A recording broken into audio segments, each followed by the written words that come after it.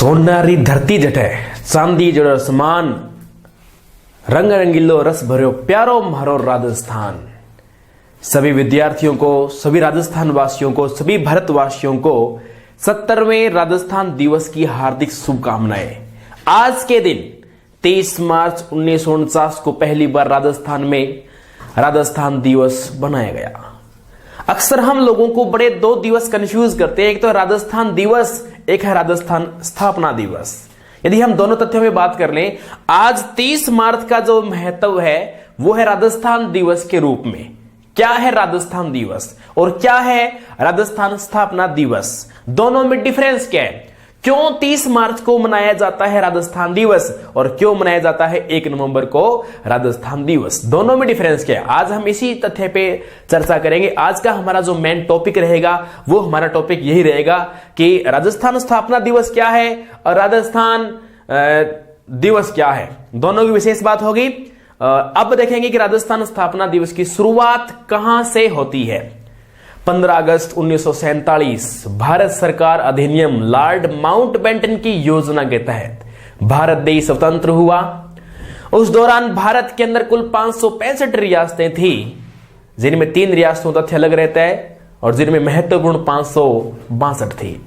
और उसी स्थिति में हमारे राजस्थान के अंदर 19 रियासत, 3 ठिकाने, एक केंद्र शासित प्रदेश था। उन सबको एक किया गया और उस प्रक्रिया को कहा गया राजस्थान में एकीकरण की प्रक्रिया। यह योजना हमारे यहां भारत में लेकर आए राम मनोहर लोहिया, जबकि हमारे एकीकरण का श्रेय दिया जाता है सरदार वल्लभ भाई पटेल को। पूर्णतः सहयोग करता थे वीपी मेनन। इन सब व्यक्तियों की योजना थी ये। और इसी योजना के बाद में क्या हुआ, राजस्थान के अंदर संपूर्ण एकीकरण की प्रक्रिया 7 चरणों में कंप्लीट की जाती है। राजस्थान में जो पहला चरण बनाया गया था, देखो क्या कि आजादी से पूर्व भी यहाँ के कुछ शासक थे, कुछ संघ थे, जैसे कि हमारे जयपुर के शासक थे, बीकानेर के शासक थे, हाड़ौती के शासक थे, डूंगरपुर के शासक थे, बागड़ संघ। आजादी से पहले भी कई प्रकार के संघ बनाए, लेकिन सारे के सारे असफल हो गए। उन्होंने क्या कि एक संघ बनाकर राज्य का प्रशासन, छोटी बड़ी रियासती से उनका संचालन करने का टारगेट लगाया था, लेकिन असफल हो गए। अब आजादी के बाद में हमारे यहां पर गवर्नमेंट के सानिध्य के अंदर जो प्रमुख संविधान निर्माता जो व्यक्ति थे, वक्ता थे, उनके निर्देशन के अंदर यहां पर निर्माण किया जा रहा है एकीकरण का। 18 मार्च 1948 को पहला चरण का निर्माण हुआ, मत्स्य संघ के जो नाम से जाना गया। विभिन्न चरण आए। दूसरा चरण आया पूर्व राजस्थान के नाम से, ठीक है। तीसरा चरण आया संयुक्त राजस्थान के नाम से। चौथा चरण जिसके अंदर बड़ी बड़ी 4 रियासतों को मिलाया गया। 4 रियासत थी, जयपुर थी, जैसलमेर थी, जोधपुर थी, बीकानेर थी, सब रियासतों को मिला दिया। अब क्या हुआ, मिलाने के बाद में अब सबसे बड़ा विवाद हमारे यहां राजधानी को लेकर आया। राजधानी का विवाद यह था, उदयपुर में थे भोपाल सिंह जी, राजधानी बनाई जाए उदयपुर। एक विवाद तो ये आ रहा है। जयपुर वाले भीम सिंह, जयपुर वाले राज प्रमुख थे मान सिंह जी, वो बोले राजधानी बनाई जाए, जयपुर को बनाई जाए। दोनों में विवाद हुआ।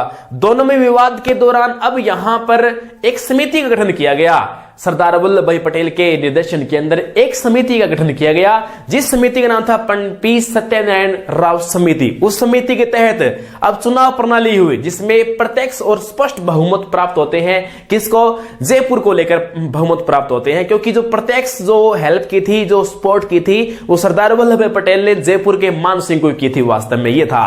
तो पी सत्यनारायण राव समिति की सिफारिश के आधार पर जयपुर को बना दिया जाता है राजधानी। और इस टाइम में हमारे राजस्थान में लगभग बड़े बड़े कार्य संपूर्ण और पूरे हो गए थे। इसी दौरान अब क्या हुआ, जो अन्य शासक थे उनमें थोड़ा बहुत मतभेद हुआ।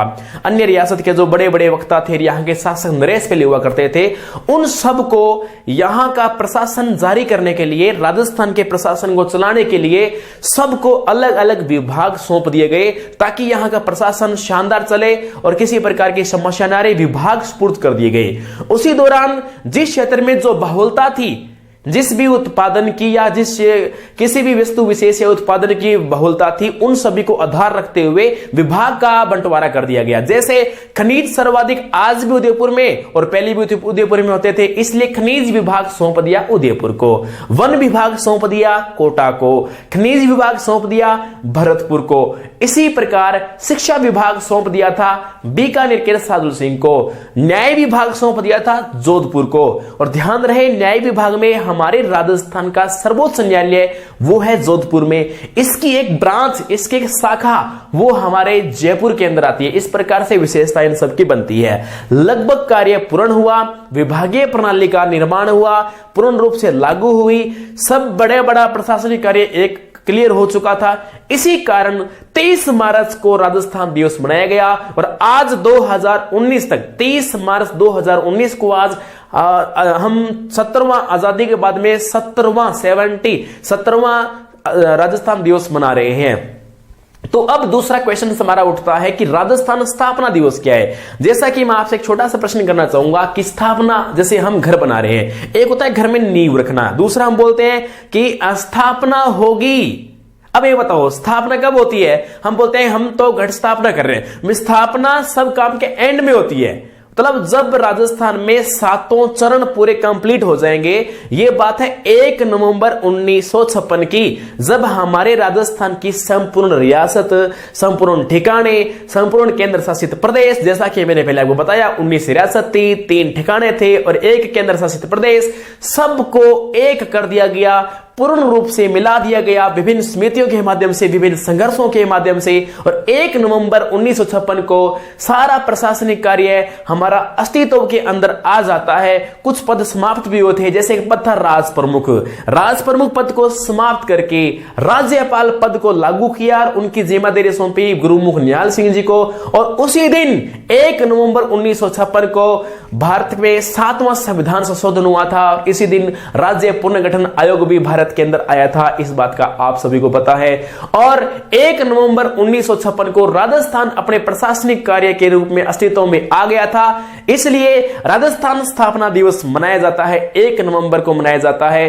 पहली बार मनाया गया था 1956 में, जबकि राजस्थान दिवस मनाया जाता है कब? मनाया जाता है 30 मार्च को, पहली बार 1949 में मनाया गया था। तो विद्यार्थियों, आज मैंने थोड़ा सा राजस्थान दिवस के उपलक्ष्य में मैंने आपको बताया और मेरी तरफ से बहुत बहुत आपको राजस्थान की तरफ से बहुत बहुत बधाइयां। देखो, धोरानी धरती अठेर, चांदी जोड़ो आसमान, रंग रंगीलो रस भरो प्यारो म्हारो राजस्थान। हर तरह से राजस्थान की फीचर्स, हर तरह की राजस्थान की विशेषता, हमारी संस्कृति पूरे विश्व में ऐसे ही अपना परचम लहराती रहे। मैं ऐसे ही दुआ करता हूं, मंगल कामना करता हूं और हमारे राजस्थान वासी अपना परचम, हमारी संस्कृति झलकती है, उसी प्रकार हम भी पूरे विश्व में सबसे अलग झलकते रहे। और मैं भी ऐसा भी कामना करता हूं और हम ये भी संकल्प लेंगे राजस्थान दिवस के ऊपर कि जल्दी से जल्द हम जिसकी तैयारी कर रहे हैं, जॉब कर रहे हैं, हम हमारे कार्य में सफलता पाए, हम हमारे टारगेट को पूरा करें। इसी के साथ मैं मेरे शब्दों को विराम देता हूं और जय हिंद, जय भारत। प्यारो